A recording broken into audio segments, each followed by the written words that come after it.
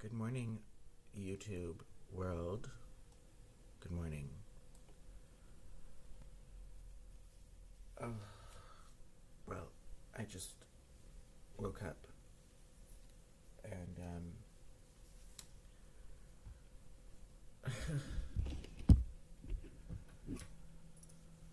I don't want to talk about yesterday. Suffice to say, my life is very hard. And some days I'm stronger than other days. I want to talk about the very first news article that I saw on the internet when I woke up this morning. The very first thing I saw. It's shocking, really. It's shocking how bad it is. How bad it is. I mean, it's we could laugh at it. Probably, maybe a good way to take it is to laugh at it. But really, it's not good. It's not a good sign when we see psychiatry or concepts from psychiatry being applied to political differences and that psychiatry is being used to make negative judgments about political opponents. Now, like, sometimes we say, oh, well, that person is crazy when we disagree with them politically, and that's not what I'm talking about. That's just kind of an expression. Like, actual people trying to apply a psychiatric diagnosis to political figures that they may have never even met. That is very dangerous, and I might as well just jump right in and show you what I'm talking about. I've seen this before, but this is the absolute worst example of it I've ever seen, or best example, depending how you want to look at it, but it's the scariest example, I would say. Why is my bit rate fluctuating so massively? Like, it's going back and forth. It's like pulsing. I've never seen it like that. Anyways, I guess as long as it doesn't go too low, it should be fine.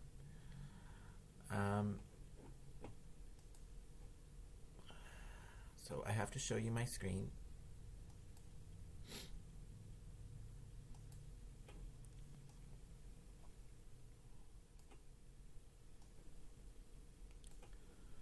Okay.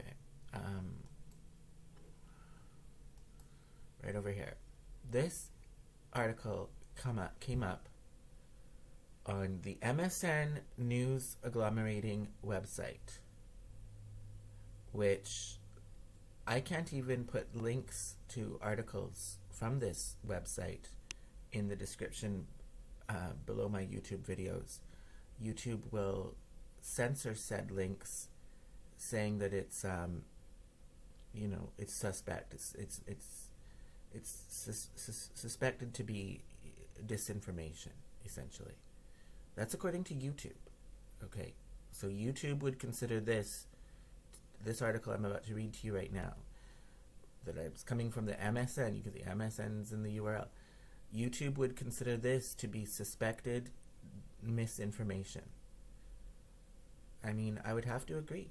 It's one of the rare times when I would actually be agreeing with YouTube. It is misinformation. Okay. I disagree with censoring of it. I think it should be seen and exposed like I'm doing right now. But I do agree with YouTube considering this to be misinformation. Yes. Isn't that shocking, though, that YouTube and MSN are both globalist forms of the globalist world order, right? But they consider links on each other's websites to be misinformation that has to be censored. Wow. Anyways, so I won't be able to post the link okay, due to that reason. But you can Google this and find this. I mean, what is this outlet, this news outlet here, Raw Story? I would anything that comes from them, I would be very, very, very suspicious of, because they've had a lot of very bad stories I've seen. But this one perhaps takes the cake. Why is my mouse getting stuck on there? Come on. We don't want to click on that. Fuck. Okay. GOP sociopaths live among us, and it's contagious, according to a neuroscientist's opinion. Okay, so this is, this is very dangerous because, okay, so this is somebody's opinion about politics. Okay, everyone has a right to their opinion, but they're trying to trade on their qualifications as a neuroscientist in making their opinion to seem more legitimate than others. But they're not giving an opinion on some debate within the field of neuroscience. They're stepping out of that field and wading into politics. So in the area of politics, this whether somebody is a neuroscientist or not shouldn't really make a difference. Like, that's not their specialty. Okay, they're not a specialist when it comes to politics. They're a specialist when it comes to neuroscience. Okay, so there seems to be a watering down of the boundaries, like somebody not wanting to. Neuroscientists need to stay in their own lane. Like, you can give your opinion, your expert opinion, on matters concerning neuroscience. Okay, and then in that sense, you would be considered an expert as a neuroscientist yourself. But now you're wading out of that.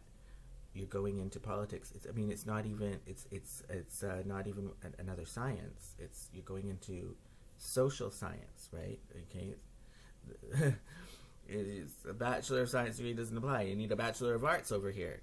Like, it's another field, a totally different box of knowledge. And so in that one, you're not in that box. You're not an expert, bitch. Okay. But let's move on to actually reading the article. Sociopaths, a term often used. Sociopaths, a term often used to describe those living with antisocial personality disorder who operate within their daily lives without a conscience, can be characterized as acting without feelings of guilt, remorse, or shame, coupled with a tendency to reject the concept of responsibility. Antisocial people will intentionally make others angry or upset, and use harsh and cruel indifference as they manipulate or attack others. Sounds like quite a few people I know. Clinically speaking, there is no defined difference between a sociopath and a psychopath, although some have drawn this line at acting with low moral conscience as a sociopath and no moral conscience as a psychopath, or having no regard for someone else's rights or feelings as a sociopath, and taking pleasure in robbing another of their rights, freedom, or well-being as a psychopath. Okay. My colleagues and I have discussed psychopathy in the previous president elsewhere as an example. Recognizing these nuanced differences exist, I will use the term sociopath and sociopathy here for brevity's sake. So, you shouldn't be. You and your colleagues have discussed psychopathy in the previous president. That's inappropriate. That is inappropriate to do that. So have you met the president? Do you have access to his medical files? You're not in a position to diagnose somebody that you've never even met. Okay? It's totally inappropriate. There appear to be at least three forms of this, but we're continuing on with the article. There appear to be at least three forms of this public, political, governmental sociopathy present today. The first are those individuals for whom sociopathic tendencies are deep-seated and a core feature of who they are, the former and incoming president being a prime example. No, and I've just dispensed with that. A second form includes the scores of Republicans and right-wingers who have decided to play the role or act sociopathic for their own personal gain. So here we're scores of Republicans and right-wingers writ large are being diagnosed as sociopaths. These include hardline MAGA members such as Marjorie Taylor Greene, Lauren Boebert, Carrie Lake, and Matt Gaetz, who decided to infect themselves with contagious sociopathy.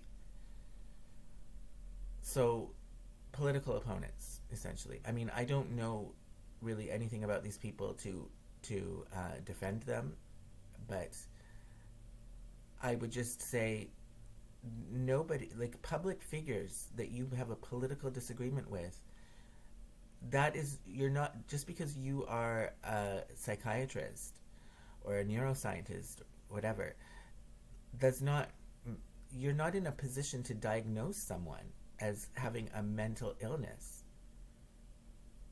when it seems that primarily the issue here is political differences, disagreements about politics is motivating someone to diagnose public figures that they disagree with politically as having mental illness.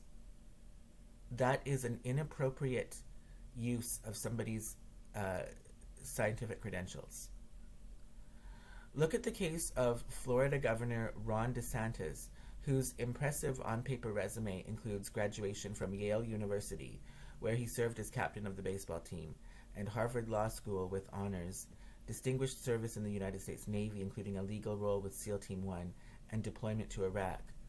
On paper, he is highly accomplished and embodied what we as Americans tend to hold in high regard, until he acquired contagious sociopathy. Until he did something that we disagree with politically. Coincident with his departure from active military service and rise to Congress and the Florida governorship, he apparently chose to include antisocial tendencies in his political and public persona. I mean, isn't this antisocial? What this person is doing right here, like with writing this article? He believes in unregulated gun ownership. Okay, so these are the things. These are the this is a very important paragraph of this article, because now we're getting the symptoms, the behaviors, the manifestations of this person, Ron DeSantis, that allegedly make him qualify as fitting this mental illness diagnosis of psychopath. So these are the reasons why he's a psychopath, according to this person. Because he believes in unregulated gun ownership. And then in brackets, despite brutal killings in the state's own schools. He attacks the rights of women with his restrictive abortion laws. He suppresses legislation that would support the LGBTQ plus community. And he seeks to diminish the plight of historically maltreated groups such as African Americans with his attempts to bury the past. I mean, those are loaded issues. That there is just the way that they're being framed, the choice of words, is all reflecting a political bias. And people can have different opinions on all of those issues that were just listed. Different opinions from the opinions of this particular person, who I would assume is a Democrat. People can have different opinions, and that doesn't mean that they are a psychopath. So unregulated gun ownership despite brutal killings, so it's like you're saying that he doesn't have empathy, right? That would be the accusation, that doesn't have empathy for those who die as a result of gun violence. But another way of looking at it is, no, this person does have empathy and wants people to be able to defend themselves against said violence, which would be why they would want people to be able to access guns. Okay? So there's another way of looking at it. Now, which way you want to look at it is up to you. Everyone has a right to their own opinion. I'm not going to say that you have to agree with what I just said, that, okay, but you don't, but okay, you could agree or disagree. But whatever your opinion is, that doesn't make you a sociopath or a psychopath. Like, this is outrageous. And, you know, the thing about guns, all these celebrities, like big time celebrities, right? Like Madonna or just anyone that you want to think of, a big time celebrity, they have bodyguards who are armed with guns. Okay? So they go about the world just because that individual, like Madonna herself, I doubt she's walking around packing a gun. Who knows? Maybe she is. I don't know. But she probably isn't. So most of these celebrities don't actually carry guns themselves, but they have security guards who do have the guns. And so they have protection, but they want the ordinary Joe Schmo Schmuck to walk around without the same level of protection. Right? So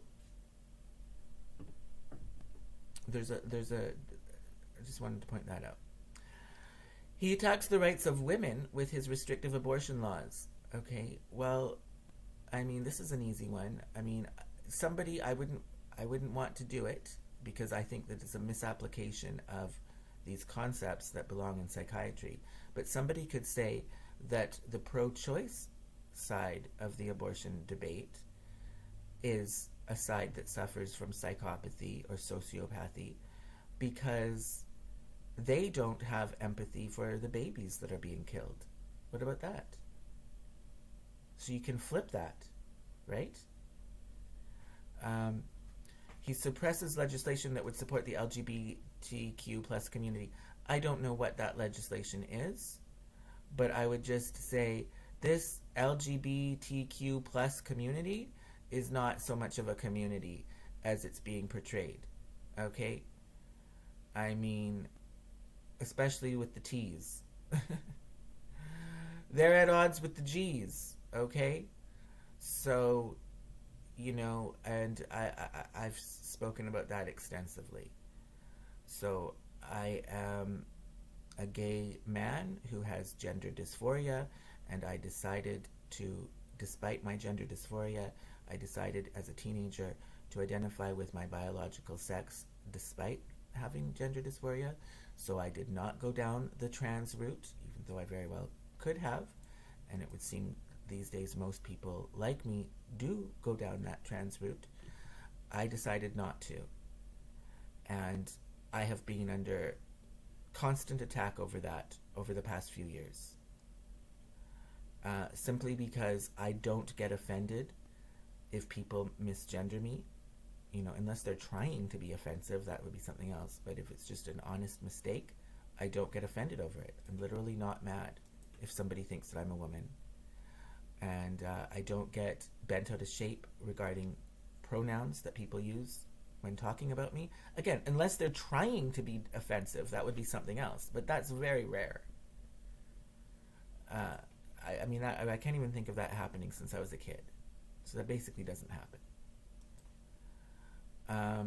So this community has a lot of division within it. So I wouldn't be... like, whatever that legislation is that they're talking about is something legislation that can benefit one segment of this so-called community can harm another segment. And the transgender extremist philosophy, ideology that has risen to the fore in recent years harms gay men, for example. I mean, gay men can't even... You can't even... I was talking about Grindr yesterday. I mean, you should see all the fucking women on Grindr. And I'm calling them women. Yeah, they are. You know? Like, where's the place for men with dicks who want to hook up with other men for dicks? And those who are born with a dick. You can't even fucking find that. Because of all this trans shit. Anyways, moving on. And he seeks to diminish the plight of historically maltreated groups, such as African Americans, with his attempts to bury the past. To diminish the, like, what? I mean, it is so vague, I don't know what they're talking about. But why does the past need to continually be brought up? I mean,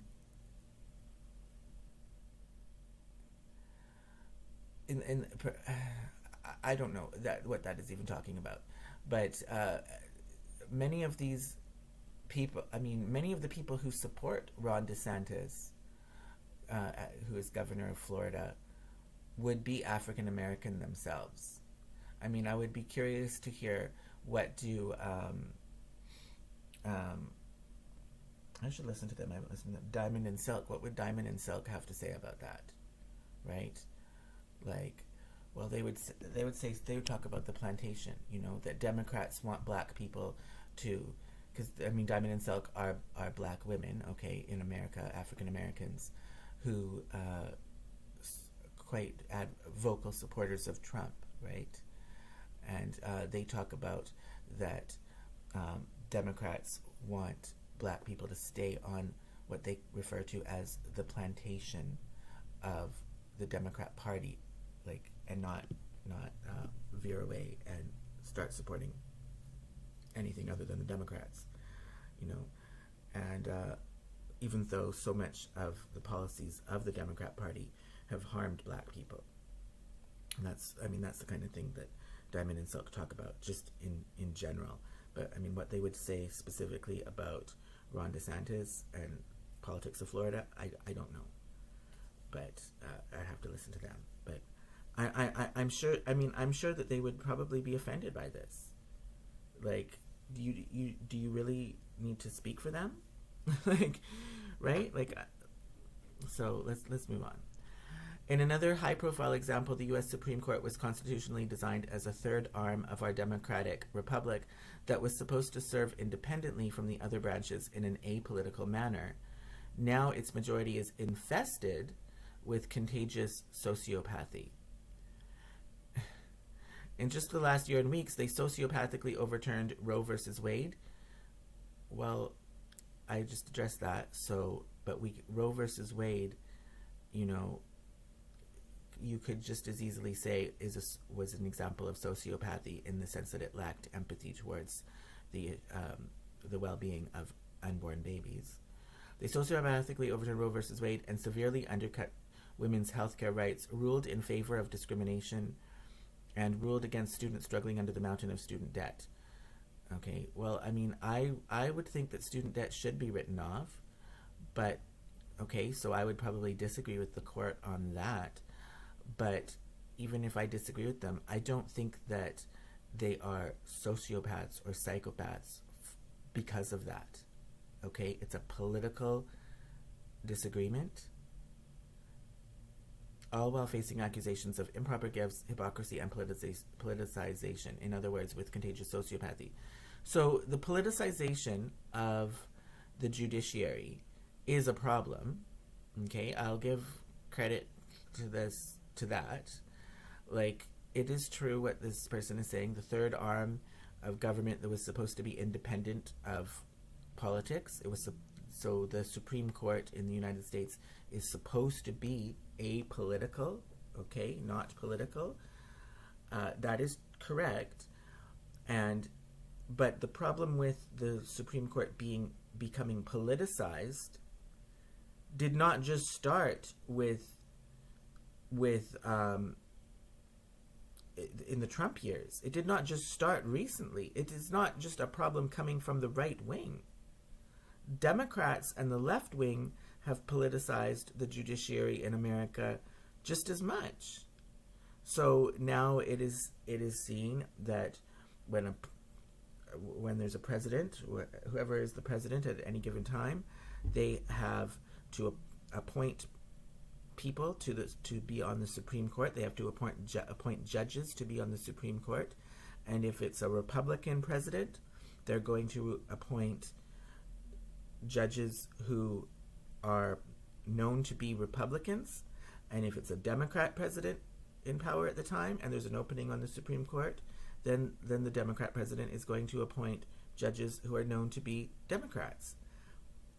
That's the way it's been for many decades, and that is a problem. I would agree that that is a problem. That's not how the Supreme Court was supposed to function.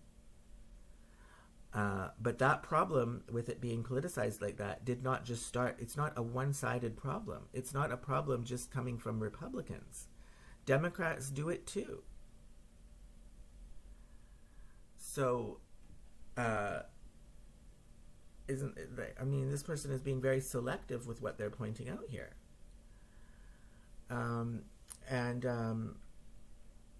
Yeah, like what else about that? There's something else just coming to my mind. I mean, to my mind, as a Canadian, that though, like what I just described there about the politicized judiciary in the United States, I mean, I view the United States as an incredibly binary kind of a country. I mean, it seems like every issue, everything about the United States is split into two. Like if the United States was to be an astrological sign, the country, you think of a country can embody an astrological sign from the zodiac. To my mind, the United States embodies Gemini. It's like a twin kind of a country. Everything is seen in like binaries, either or. Things that are not actually binaries in the broader world, but in the United States they are seen as that way. So the fact that the politics of that country are so binary, you're either a Republican or a Democrat. There really isn't room for any other political parties in the political landscape of the United States. Like, there are other parties, but they are so inconsequential that they might as well not exist. So it's a binary political system, much more so than in Canada. Okay, and there are problems with Canada. I'm not saying Canada, but the politics of Canada, certainly it's not a role model that you would want to follow by any means. But I would say I wouldn't want to go down the route of having only two parties either, because it's not possible for these two political parties to give proper representation to the full range of points of view that exist in society, especially a society like that is so diverse as the United States is, or Canada, taking in immigrants from all around the world, and there's very large countries with very big populations, very diverse populations. How can you have just two parties to represent all that diversity? It doesn't really seem, and it doesn't represent it. So and everything seems to flow from that, because the politics of the United States are so divided along this binary line, Republican versus Democrat. So much of the rest of the United States gets divided along these binary lines as well, including the judiciary. But I mean, if you just want to think about it, I mean, I guess I'm getting a little bit off topic, but I mean, the whole thing that I was just saying about the United States being a Gemini country, I mean, it's like that too with everything, like race issues, like talking about racism is seen as black versus white. Okay, but there's like way more races in this world besides those two. Most people on the planet of Earth are actually not black or white, just saying. Okay, but race is seen as a black versus white issue in the United States. Or what's another one? East Coast versus West Coast. Or the coasts versus flyover country. Well, any given issue you want to talk about. Abortion. You're either pro-choice or you're pro-life. Okay, well, what about, can there be another point of view? Like, everything goes into a binary in the United States. I think it's a problem. I think it's a problem that needs to be addressed.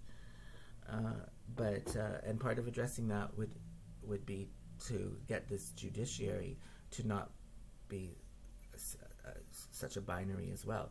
But that is not a problem only coming from the Republican side. The Democrats feed into that as well. Anyways, moving on.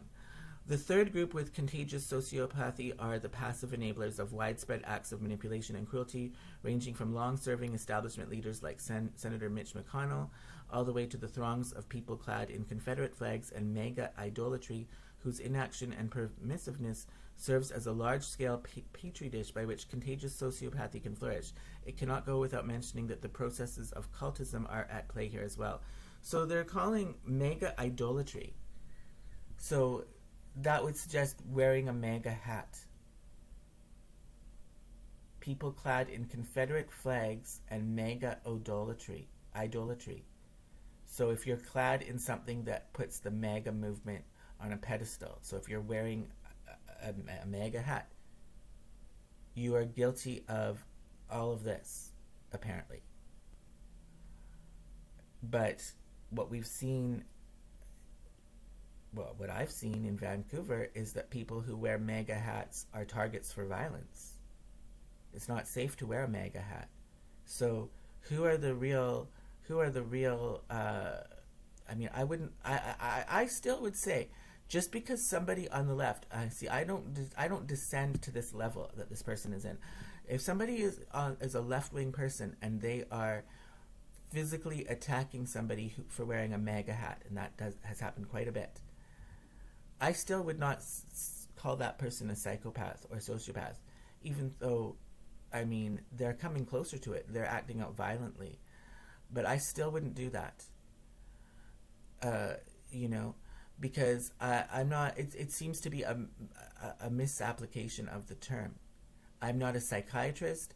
I'm not that person's mental health practitioner. I don't know anything about their background. I'm not in a position to diagnose someone. But my point simply is that it goes both ways. So it's inappropriate for this person to target and paint people who wear MAGA hats as being psychopaths and members of a cult. Democrats are looking awfully cultish, I would have to say, actually. It should be noted that the term I've been using, contagious sociopathy, is not mutually exclusive from what we have been observing with the perversion of Christian thought to suit sociopathic behaviors and the rise of fascism in the U.S.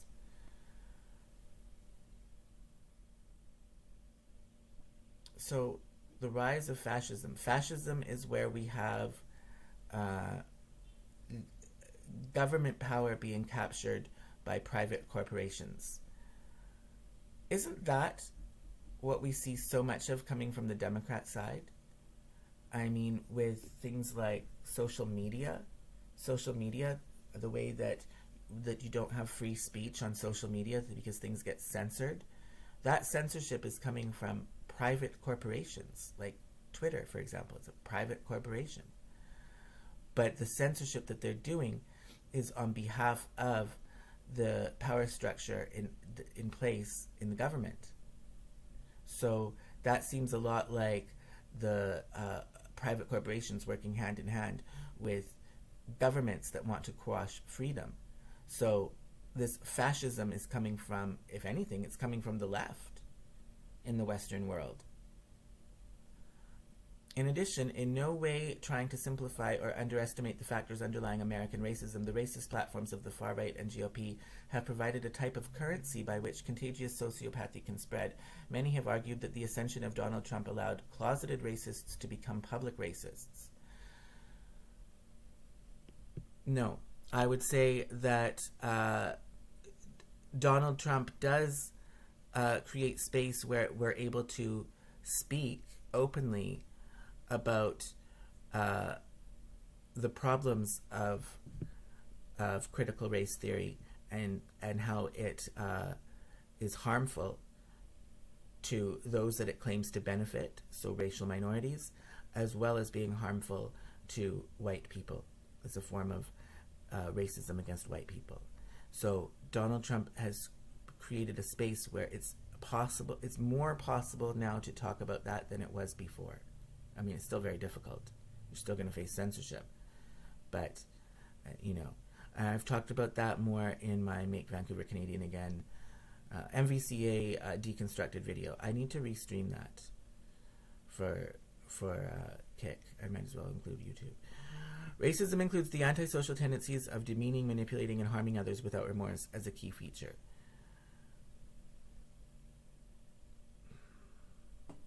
Yeah, and that those things, demeaning, manipulating, and harming others without remorse, that all happens under critical race theory, okay, which is supposed to be the antithesis of racism, when really it's not. One cannot talk about contagious sociopathy without considering righteousness, a term describing the phenomenon by which malicious acts, including harming and killing others, are justified as long as the bad actor can consider the victims to be an enemy. This is a bedrock of the Trump and MAGA attacks on the left and any that criticize or oppose them. I've written and said it before, and I will do so again. The contagious spread of sociopathy has provided us with potential and actual leaders who embody the worst that humanity has to offer according to moral, legal, religious, spiritual, and societal norms, and they continue to run on this platform. So, didn't Trump just survive 2 assassination attempts in his run for president during the recent election campaign that he was running? There were 2 attempts to assassinate Donald Trump.